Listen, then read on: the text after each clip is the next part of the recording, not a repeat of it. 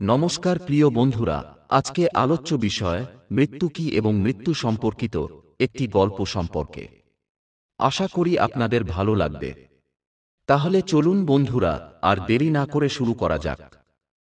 একদিন স্বর্গলোকে দেবতারা ভগবান বিষ্ণুর কাছে উপস্থিত হয়ে জিজ্ঞাসা করলেন, হে ভগবান, মৃত্যু কি অভিশাপ না আশীর্বাদ? ভগবান বিষ্ণু মৃদু হেসে বললেন, তোমরা জানতে চাও মৃত্যু কি? তাহলে শোনো একটি গল্প। পৃথিবীতে একজন জ্ঞানী ঋষি ছিলেন। তিনি কঠোর তপস্যা করতেন এবং ঈশ্বর চিন্তায় মগ্ন থাকতেন। একদিন যমদূত তাঁর কাছে এলেন। ঋষি জিজ্ঞাসা করলেন, তুমি কে?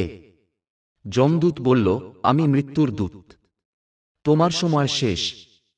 ঋষি হাসলেন এবং বললেন, আমার শরীর নষ্ট হবে ঠিকই, কিন্তু আমি তো শরীর নই, আমি আত্মা। তুমি কাকে নিতে এসেছ? যমদূত স্তব্ধ হয়ে গেল। সে বুঝতে পারল, এই ঋষি সত্যিকারের জ্ঞানী। এই ঘটনার পর ভগবান বিষ্ণু বললেন, মৃত্যু কখনোই শেষ নয়। মৃত্যু এক নতুন জীবনের শুরু। যেমন গাছের পাতা ঝরে পড়ে আবার নতুন পাতা জন্মায়, তেমনি আত্মা এক শরীর ছেড়ে আরেক শরীরে প্রবেশ করে। যে ব্যক্তি সত্য, ধর্ম, ভক্তি ও কর্ম অনুসারে জীবন কাটায়, তার জন্য মৃত্যু ভয় নয়, এক আশীর্বাদ। মৃত্যু হচ্ছে আত্মার যাত্রার এক পর্যায়, শেষ নয়।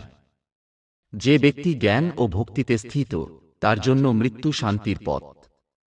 ভগবান বলেন, মৃত্যু হল মোক্ষের দরজা, যদি তুমি তা উপলব্ধি করতে পারো। নমো বিষ্ণু। প্রিয় দর্শক, তথ্যটি ভালো লাগলে ভিডিওটি শেয়ার করে চ্যানেলটি সাবস্ক্রাইব করার অনুরোধ রইল। ধন্যবাদ।